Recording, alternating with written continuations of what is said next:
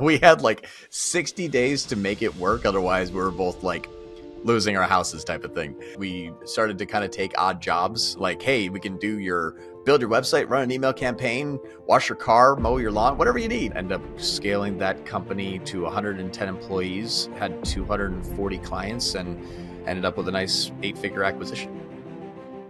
Hey everyone, welcome to Marketing Movers. Today we have John Moran, the co-founder of Solutions 8. And unless you've been living under a rock the last few years, you've probably been served an ad by this man or his team. I won't steal his thunder, but John owns multiple agencies. He's exited multiple agencies. And so he has a ton of great insight today to share with us on what it takes to run a high performance agency. We are excited to have you on the show, John. Thanks for joining. Yeah, thanks for having me. This is exciting. Absolutely. Where I'd love to start the conversation off, I was reading an interview you did for PPC Chat back in like July of 2023, and you briefly talked about your background. I thought it was interesting. You didn't go to college. Everything you know is self-taught. Can you walk us through, like from the beginning, your journey and how you got involved in digital marketing? Yeah. So what's funny is I've been an entrepreneur since 17. I had a company that did automotive marketing, and we were doing lead generation in the automotive industry for insurance companies. There was a guy that was my vendor. He built my websites at the time, and his name was Qasim Aslam. He was the co-founder of Solutions 8, who's my now partner in a couple other ventures as well. But long story short, I worked with him daily. And there was a time when I had to close down my company due to a bad private investor. And then my business partner, Qasim, at the time when he was our vendor, he ended up buying out his partner because of some disagreements in business practices. So I was basically closing down my company. He whittled his company down to like five clients, one employee. And he reached out to me and said, hey, we should, work together and build this thing back up, because we always had a good vendor-vendor relationships. We ended up becoming friends during that time period, went to each other's weddings in 2009, 2010, and that kind of stuff, and ended up building Solutions 8 together with one employee, losing $5,000 a month and like $100 in the bank account. That was like day one. We had like 60 days to make it work. Otherwise, we were both like, losing our houses type of thing. And so we're like, all right, well, let's do it, because we both, closed things down. And so we were running on fumes at the time. So we started to kind of take odd jobs like, hey, we can build your website, run an email campaign, wash your car, mow your lawn, whatever you need. Like, we just take out any job that we really could get our hands on. This is 2015 at the time, 2015, 2016. And so we started to heavily invest in education. We actually ended up, basically borrowing a little bit of money from some family and friends, and became digital marketer certified, because at that time it was 10 grand. And so we figured out that if we become digital marketer certified and we can work on our skill set and work on our efficiencies, the networking that would come from like this kind of being the new sexy thing in the industry of digitalmarketer.com. Ryan Dice was like, nerd famous overnight kind of stuff. And so we end up like kind of linking up and getting into that community, and really doing walking the walk and talking the talk at the same time, which is what I think agencies kind of struggle with. Is they can talk the talk, but maybe can't walk the walk. But if they walk the walk and can't talk the talk, they can't grow. Right. So Qasim and I always had a good joke where it was like, I was the brains, he was the mouth. Like, he would make the promises, I'd keep them. Like that was nice. The joke that we always had. So we ended up kind of just continually networking, taking on odd jobs. Then 2018, we niched down just to Google Ads, and then ended up scaling that company to 110 employees, had 240 clients, and ended up with a nice 8-figure acquisition. That's awesome. That was like all cash up front. So it was great. Then him and I own another agency together. I actually ended up selling that agency back to him this last year. And because as we sold Solutions 8, I was, joined tier 11. He wanted to move forward with the Nito. So I ended up selling that agency to him for a really nice acquisition there that I just get a stipend check. But it's then I have equity in tier 11. That's the venture that I'm at now. And there's another agency that I'm not allowed to name, as it's a partner with a big VC group that we do all their work. When they buy companies, we make them better. And an equity partner in that agency.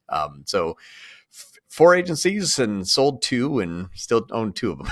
And that's kind of the really quick story over the last 10 years. Right. And it sounds like it really stems from what maybe I'm perceiving as like a rock bottom moment where you're like, we could lose our house, but you still made that bet on yourself, it sounds like. And it was a course that you invested in, and that's where you learned, or at least got the foundation for digital marketing. Is that right?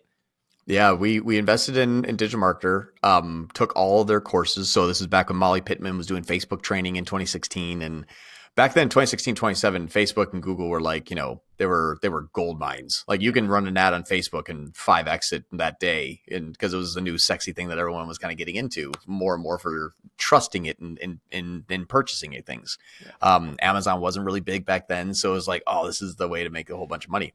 So because the one thing though that we ended up doing really well, and I think the pivotal point that ended up that taught me very early on that like how to get good at this stuff is to not measure it inside of the platform. Everyone believed back then, like if it's a sale in Google, then it must have been a sale. If Google said no, Google didn't do anything. And we found so many little instances where I was so petrified that this client was going to fire me. I'd like send them emails throughout the day, be like, saw 2 Google ads and 4 new sales on the website. Like, all right, high five. Like I was like, I was ultra loving on these people because if they quit, I lose my house. So you're never like, I'll find you. Like, you're not going to quit.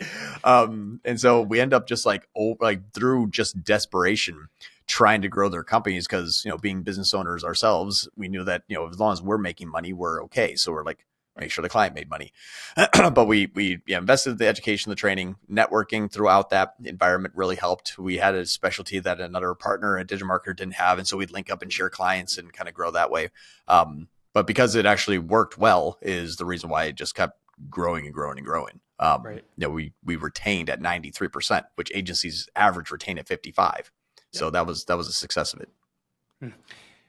And it's interesting. And this is something that I was curious of your perspective on, because I feel like a lot of the best practices in the space are like, you should niche down on an industry. And it looks like through the agencies that you've owned, you've got kind of like a combination of, almost like different perspectives on what it means to niche down. Yeah. Like what are your thoughts on that? Either for you, but then also for someone trying to get started in it, how should they think about it? Yeah, if you're going to niche down, you have to pick which niche you're going to enter into, what type. What I mean by that is, are you going to niche down in your service offering to the masses, or are you going to be everything to a small community? Being one thing to a small community is great up until a really short glass ceiling. So in Solutions 8, we were Google Ads to the masses. So we can do Google ads for anything you have. You're trying to sell, this is a true story, trying to sell LCD screens to the United States Army, we're your company. Or like trying to open up a dentist office, we're your company. Like we can provide you Google ads whatever you do. So our market penetration was unlimited, but it was just in Google ads.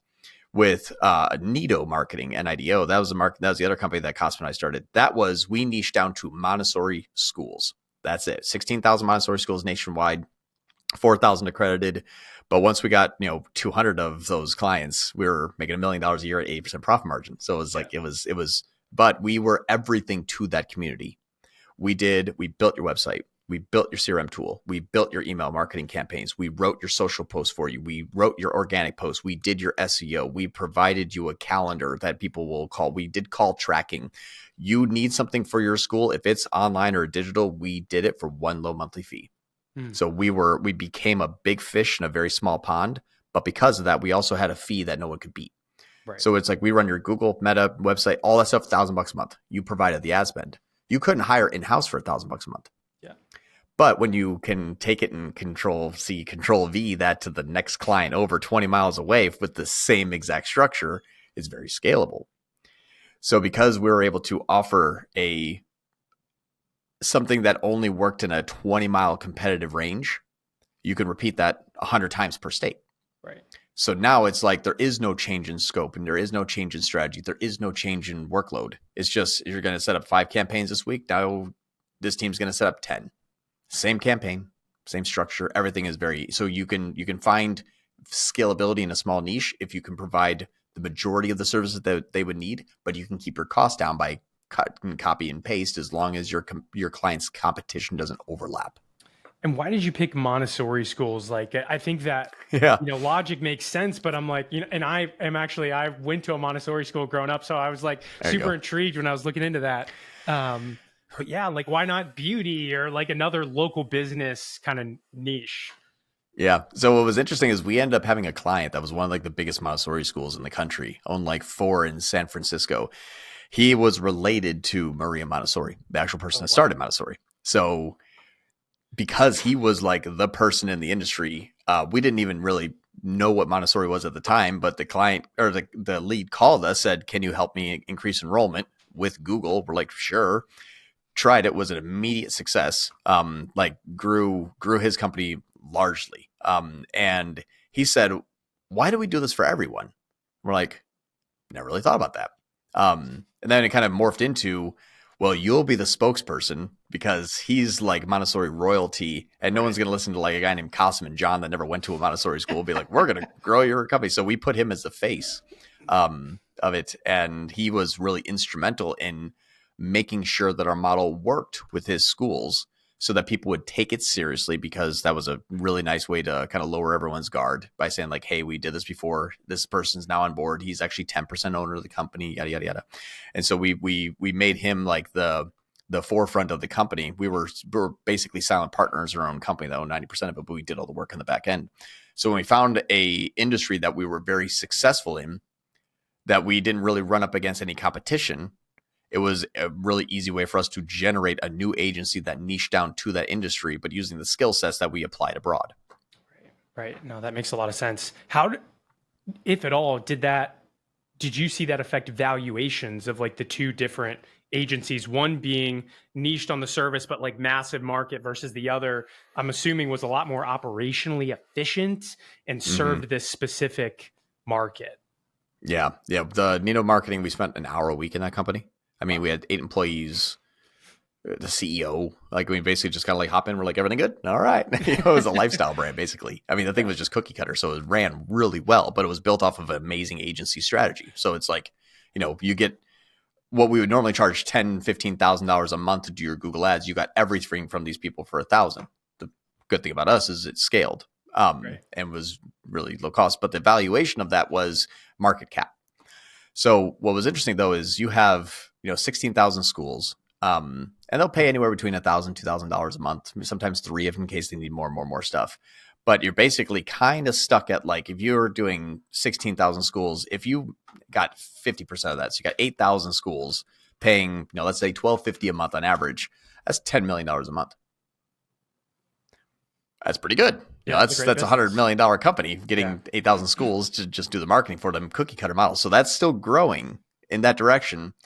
But you have to, what we didn't think about is that Montessori schools meet once a year on the members of the board, and it's a board approved decision. So we're like, "Hey, you should sign up." They're like, "We cannot wait." We're like, "When can we do it?" They're like, "February." That's when we meet about it. I'm like, "What Gosh. month is it?" They're like, "May." Oh Like, my oh God.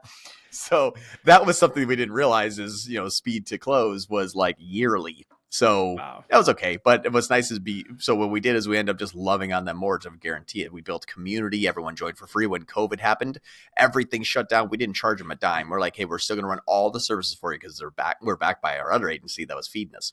So like, we're going to still provide all of your services for free until your doors open.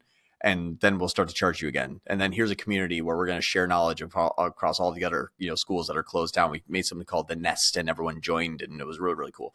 So, and then once COVID came back out, people are like, "Hey, I want to hire an agency from a Montessori school," and everyone's like, "If you don't choose Nido, you're stupid."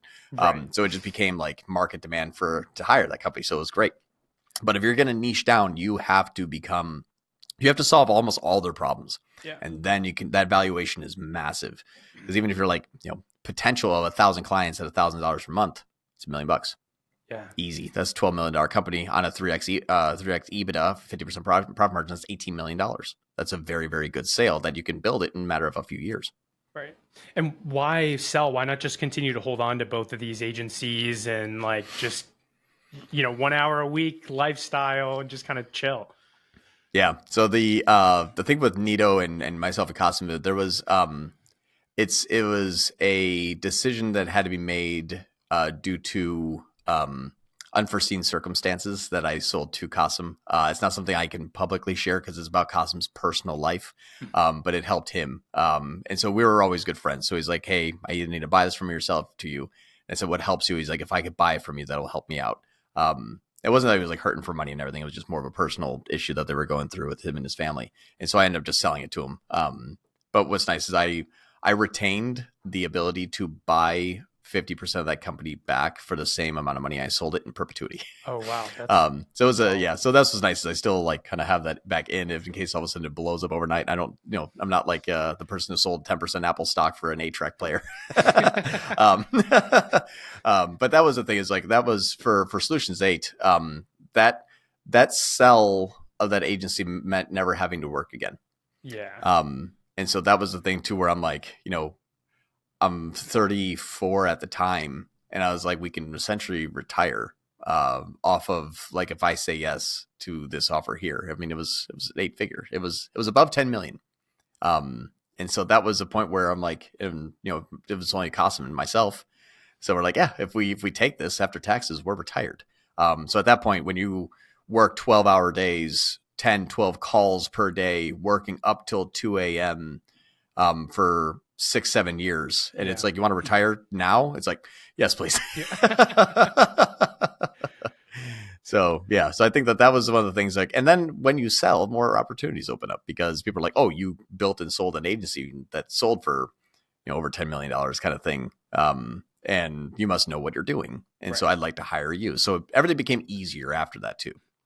That makes sense. I'm like super fascinated by this now, and I feel like I'm just starting to like really learn about that process in a little bit more depth. I mean, my understanding is super high level, but I just a couple of months ago went to I don't know if you've seen the ads for the acquisition.com workshops, and like the whole, kind of theme behind them is like, how do you make this valuable thing or this valuable company? And it's very geared towards service businesses.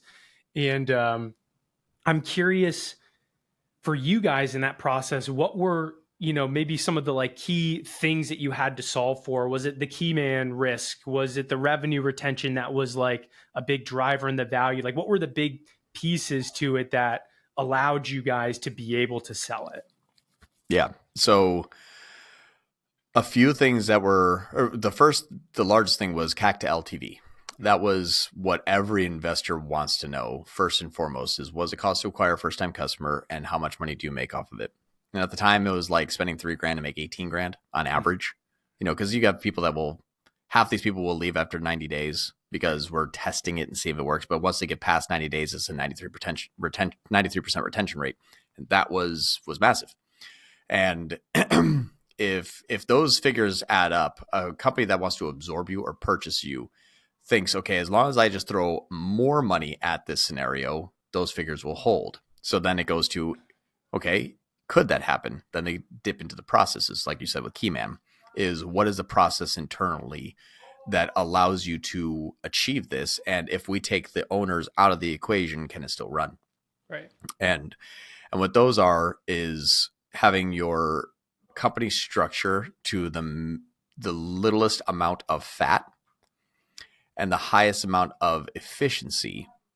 And that is by not doing what typically happens in a corporate structure, which is we hire Bob, and Bob's okay, but to hire Bob in that position that we can replace Bob with Jan and nothing ends up happening, you have sometimes like a lower level position. So we have to pay a more expensive person to sit next to that person to then watch that person. And then if that person isn't doing like their job, then we have we start to bake in our costs so high that you end up pricing yourselves out of the market for a service that's not worth 2x what a good service provider can do, but you're charging 2x for it. Right. So we try to do is become like the Amazon of the agencies. So you're going to get, for example, Google, what we would consider at the time was the best Google Ads agency offer $1,500 a month. How could you say no? I can't hire a part-time person to take over the Google Ads position in my company for less than $1,500. Right. Then we tacked on a percentage. It's $1,500 a month plus 10% of your ad spend.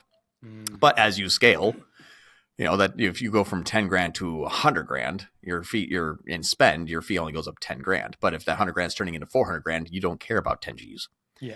So the way that we had to do that though is we had to hire like some pretty expensive people, because the agency model sucks. Agencies are the worst company because it's pure skill set. You can't process intelligence.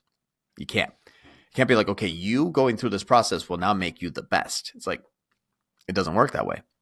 And so what you have to do is you have to hire some pretty good people. And that means that you're hiring people that they're already making $50K a month on their own. Right. They already have their own agency, their own freelance agency. Now they don't want to do the big stuff, but they're good enough to make it work on their own. So it's like, hey, work with us. But still, if we find a client here that doesn't actually fit with us, we'll send it to you. Work with them personally. We leaned into the fact that these people don't need us, but will appreciate us. And that's what also it's hard to find, because if you're good at Google, this is going to sound really douchey, so my apologies. Without my agency revenue, I'm just under 6 figures a month on my income from what I'm able to do with clients that just hire me directly. Now, and this is before I joined Tier 11 kind of thing, is with that, it's like, why would I ever join an agency? Like, I have 10 clients that pay 10 grand a month. I could work an hour a week, realistically, and then have calls. But why would I go and work for, $6K per month? That's one client. That does not make sense. And that's where agencies typically fail, is I'm going to hire you for 6 or 8K a month, but that's all you could ever make. And when you see the $100,000 in billables coming in to me, where you get 6 of that and I get 94 and you're doing all the work, you then have to believe that you cannot do this without me. It's not the case. Right. They absolutely can. Upwork is a thing. LinkedIn is a thing. A lot of freelance people pay me a small fee per month, and I meet with them every week and I train them on everything that I'm doing. And it's working well. And so that part too, it's like the people pay me to not have to work at an agency. Right. So why would they even apply? People that do apply are people that can't do it on their own.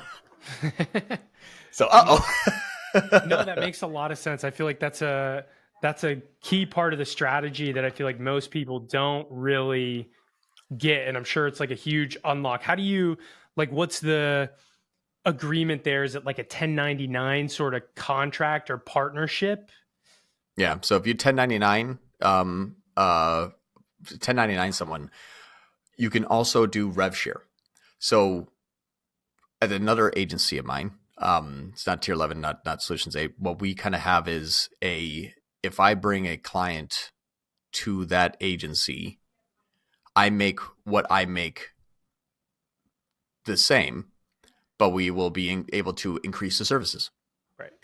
So that part, that's actually a really good way to have another freelancer join your agency. Is we're going to take on this client. This client's going to pay us 15 grand. We're doing Google, Meta, and SEO. And the person that is a freelancer that does Google, if it's like, hey, they're paying us 15 grand, we're going to take 5 and we're going to divide up the 10 between you 3. If you lose a client, you lose the revenue. Right. If you keep the client, you keep your paycheck, kind of thing. Now you're making 3 grand on what you probably could make 6K on, but we're going to do everything. We're going to set up conversion tracking. We're going to get GMCs. You're not going to do anything. We're just going to hand you all fully well built out structure, and you just execute on your strategies. Oh, it makes it very easy.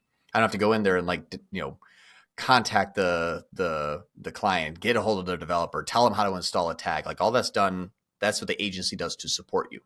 So all the heavy lifting, hard part, time consuming part, the agency takes their fee. That's kind of a part of it. But then they are the acquisition arm of the new clients for you. So you don't have to go out and sell, and you don't have to do the heavy lifting. Just be good at Google. Right. Oh, awesome. I hop in there, I build up my campaigns, and everything looks good. And it works with the team. So lean into the fact that freelancers are better than anybody you can hire. I will die on that hill, because I know more freelance. I know a lot of agencies. I know a lot of freelancers. The freelancers are the good people that won't be hired by agencies. Yeah. But there's a lot of them out there I could take on those 4 or 5 clients and work with an agency. Now at Tier 11, they don't do that. The Tier 11, they don't hire the freelancers.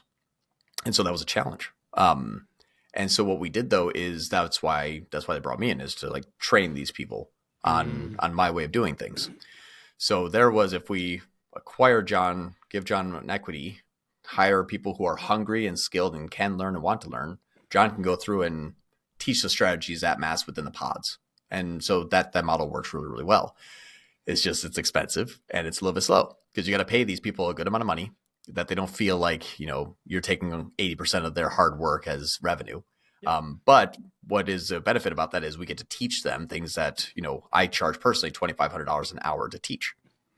And so those are things where it's like, oh, we get access to John 24/7. I know this is going to sound really douchey. I'm the guy, and so that was the thing. It was like, oh, you got John here and you can work with him whenever you want. He'll help you with the strategies and that kind of stuff. There's some pretty cool strategies too. Like it's pretty cutting edge stuff. And so that's the kind of the lure of it is, we're going to pay you really well. There's room to grow.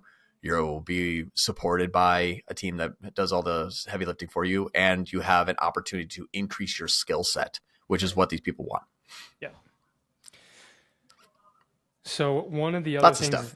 no, I feel like that's juicy. It's good stuff. And I feel like it's more tactical on like kind of like the team management piece that I haven't heard from a lot of the other interviews that we've done. So I think that's a super good nugget. And I appreciate you sharing. One of the other things that I thought was interesting, because, I like when I think about guys like Alex Hormozy too, they came up in this time, and it sounds like you as well, where early on to Google ads, Facebook ads, where it was a gold mine, and just like every advertising channel becomes more competitive over time. How do you feel like it's changed since then, and where do you feel like it's headed? Oh man, it's changed like 80 times since last 4 years, really. What's funny is that's why we wrote the book You versus Google. It was like 550 pages of what Google says to do and what you should do instead. And a lot of people, we get clients from we get clients from all over, and they come to us and they say like, now you're not going to tell me that I can't execute a strategy I want to try because that's not what Google recommends, right? Like, that's what, unfortunately, the people are kind of just extensions of Google. So what ends up happening is whatever Google pushes as a narrative that's good for Google and okay for the advertisers is what becomes mantra. And as that evolves, things like Performance Max, don't worry, it's auto-targeted. And, things like Demand Gen, it's like, don't worry, it's omni-channel.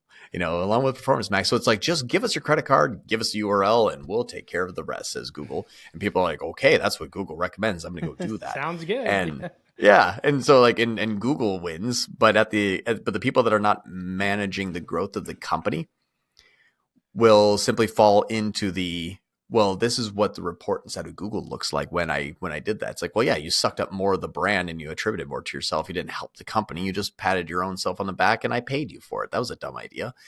And so what Google has been changing into now is an attribution monster. Like as long as I show an ad to someone, as long as they see that ad for 5 seconds, I can count it as a primary conversion action. We'll train an algorithm that shows up in the report. Like that's a scary thought. It used to be click-based. Now it's just, can I show you an ad? Right. And so that's where, if you look beyond, if you use Google as a marketing tool or use Meta as a marketing tool and not as a reporting tool, your life becomes 10 times easier.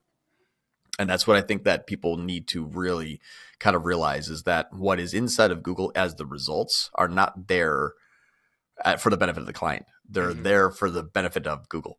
They're there for the benefit of the advertiser. And so that part, you get this like built in, it's Google and the agency versus the client. And that's kind of what ends up happening is Google dictates its own success. And then they price fix whenever they need to make up for a quarter. They testified in front of Congress that they do that.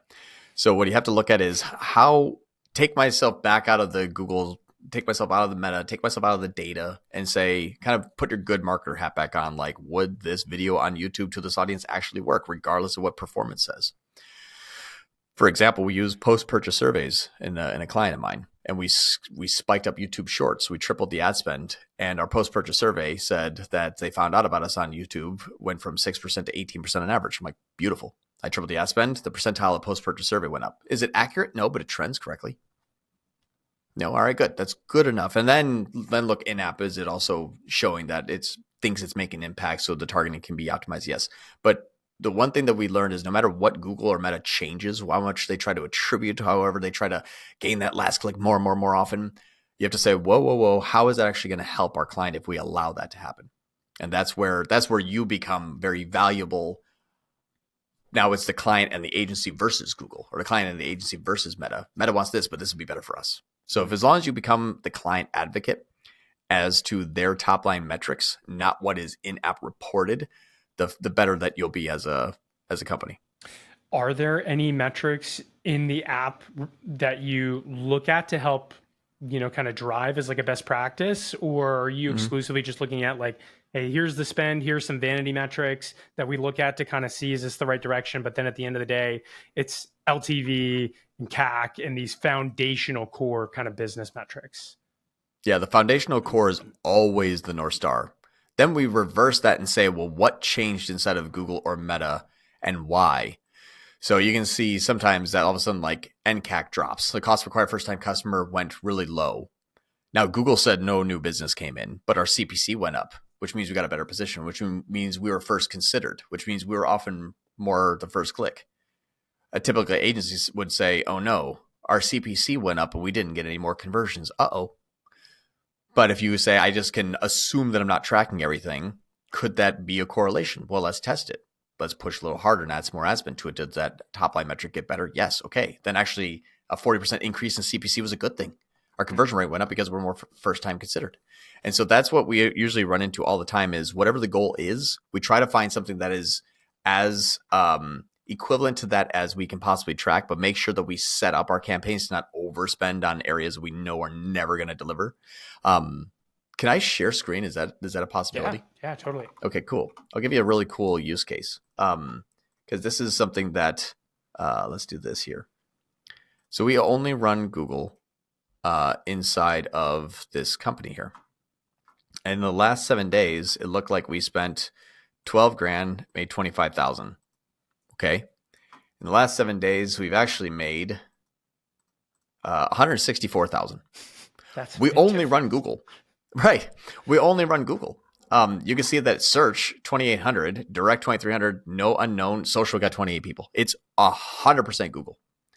And this company we've grown from a nothing company over the last 4 years just on Google. So they were basically, you can see it was like, and now we're just sitting fat and happy and just, average order value is going up and we're just kind of maintaining because we're allowing all of our return customers to float us. So we have a really good profitability. Yada, yada. It's all going according to plan. But what's funny is if you look at the last 7 days, you're like, oh no, like why did I only get 29 sales and 25 grand? It's like, I actually got 78 sales and you got a 26% better conversion rate for the same cost. Well, yes, my cost didn't really change over the last 7 days. And so typically this is what will happen is we look at it and say, okay, 6% less cost, 100% more conversions and 40% more less conversion value. Oh my God, like how did we get twice as many sales and we lost all of this does not matter. It's all fake, 100% fake. We know that the brand campaign isn't spending $880 to make 14,000. That has nothing to do with Google. That's all the people that are return searches that Google can't tell you where they came from. Wow. So everything here, but you don't want to spend out of $12,000. You don't want to spend any money there because that's going to happen naturally if all of your cold traffic's going well. So you structure it in a way that's not stupid. Don't spend all of your money on people that already know about you. Step one. That's honestly 80% of agencies break that rule. Right there, I can win because I'm like, why are you spending that much money on people that already know about you? You're overspending on the last step. That $146, where another agency would be like $1,000. I'm like, there's all of your profit gone on the last click. It'll never grow. That's as simple as that. But then when you look at what is actually happening, we can figure out why things are not attributing. So the draft orders, for example, this is internal. This is when a person calls and they write up their own deal and then send it out to the client because these things are kind of larger. And they send out the client. The client says, sounds good. I'm in. Here's my credit card. They take it over the phone and Google never sees it. I mean, just right there is the reason why Google will never, ever track anything correctly. But I know the proper structure in order to get amount of cold traffic.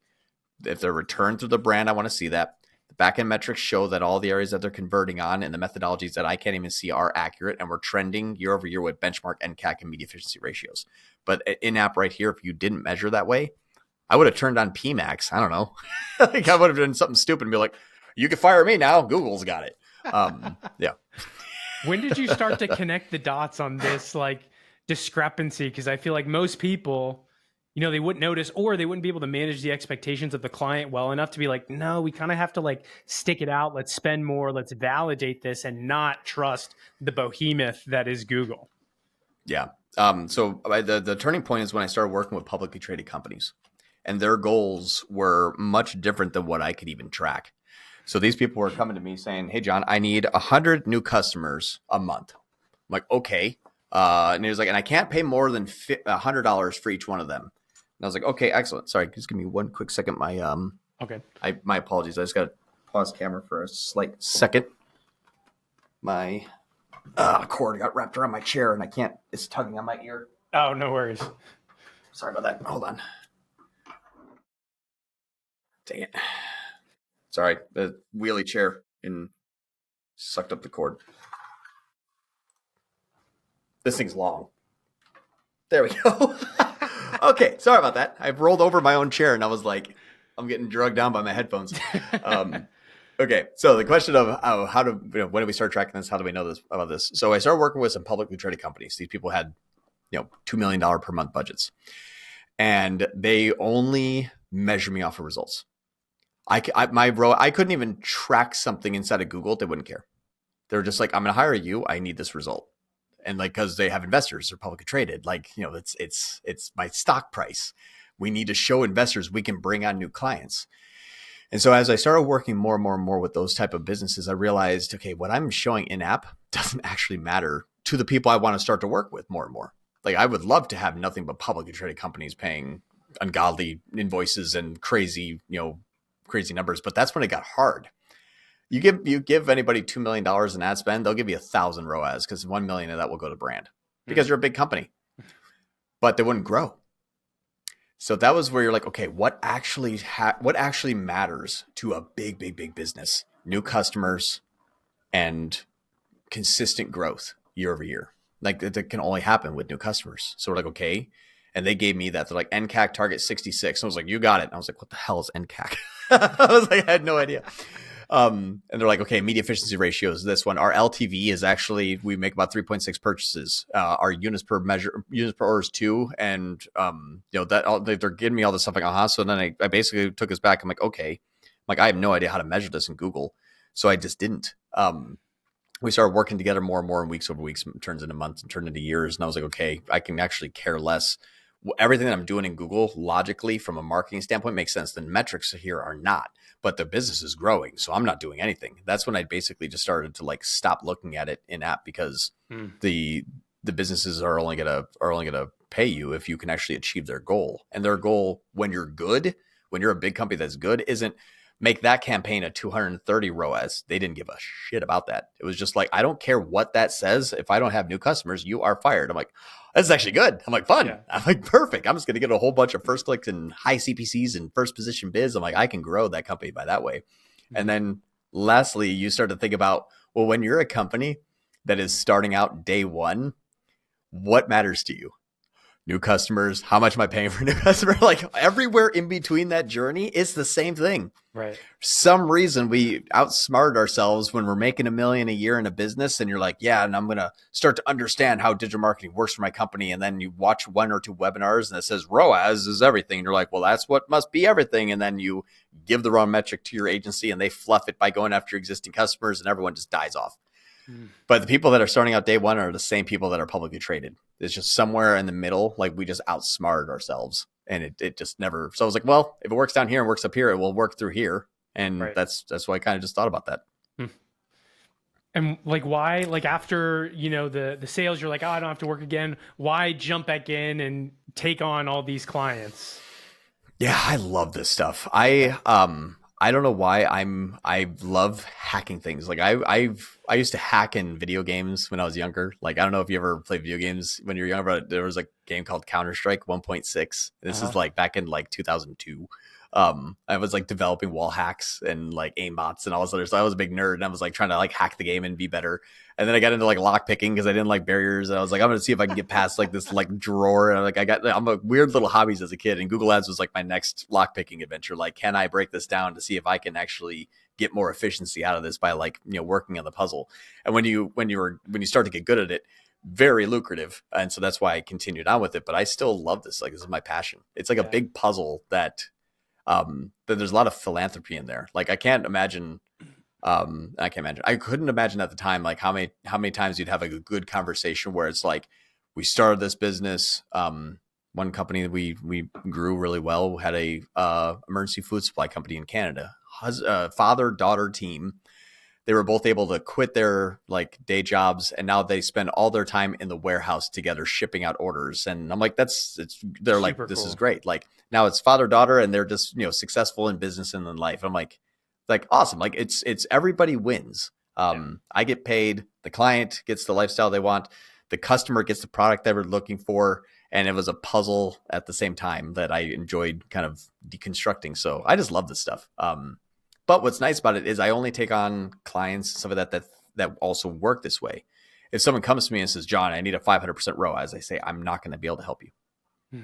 Or, John, I really love PMAX. I'm going to stick on PMAX only. I'm not going to be able to help you. So where I can help, like, are people that would have to understand that Google Ads can show it tanking, like this customer here that shows negative 40% in revenue, but the top line show, and this is exactly right. I said, if we have a conversation one day and you get mad because conversion value is down 40%, I'm going to come back at you and say, yeah, but revenue is up 72%. Right. I said, if you're going to fire me off of the metric that is fake because you're making more money, this will never work. So if you ever look inside and ask me questions about that, I don't have the time to explain why this is the way it is. That's just kind of it has to be an agreement of that way. And it has to be, we're measuring off of your business success, not what an arbitrary failed attribution tool, Google, is telling you. One thing I learned from you guys as I was like, prepping for this interview and I was looking at the different websites, you guys do a really good job, like setting those strong expectations on the site. There's a whole page. It's like, here's why you shouldn't hire us. And I was like, damn, this is good, because it is a big expectation setting game. And it's like, do you want me to make you happy or do you want me to get you results? Which one? Right. And I thought your pages on your sites were like masterful. So for anyone listening, go to Solutions 8, go to Nita Marketing, and go look at their tier 11 and look at those pages on their site. And I was like, oh, I need to build out something like that on ours too, because that's so good. Yeah, and what's funny is I've been fired more often by showing a 500% ROAS report while the company's dying. Like, I've been fired a lot.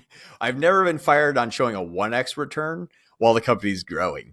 I get that's okay, John. No, it must be working. Maybe you're just not tracking. And I was like, what? And they're like, maybe you're just not seeing it. I'm like, what are you talking about? So it's always funny. I was like, so that was as great as I was like, that was like my sales pitch at the time. I'm only gonna measure the numbers that you would fire me over, and usually that's your bank account. They're like, "Oh, well, that's nice. I actually agree with that." So everything just became easier. Right. Well, John, this has been a super fun conversation. I've really enjoyed having you on the show. For anyone who wants to continue the conversation with you or learn more about like what you do, where should they go? My LinkedIn actually is probably one of the best if you want to like kind of follow me. I post on there not as frequently. We actually do a tier 11 YouTube live every Friday, where every Friday it goes live. I just teach a high level topic with a screen sharing case study. And then we do live Q&A for the second half of it. So if you come and just like, I have a question about Google or I have a question about Meta, like I did this and I didn't see that. We'll break it down live in front of everyone. So come prepared with, if you want to get some out of it with a question. We even do like rapid fire at the end for like the small, simple questions to try to get everything done. But every Friday we go live for an hour. Sometimes the times change, but if you want to subscribe to the channel, it'll notify you when it does go live. But that's a really fun thing just to kind of, listen in for free and learn some stuff. Rock on. Well, thanks a lot, John. Good to talk to you. See you soon. Yeah, you as well. Thank you.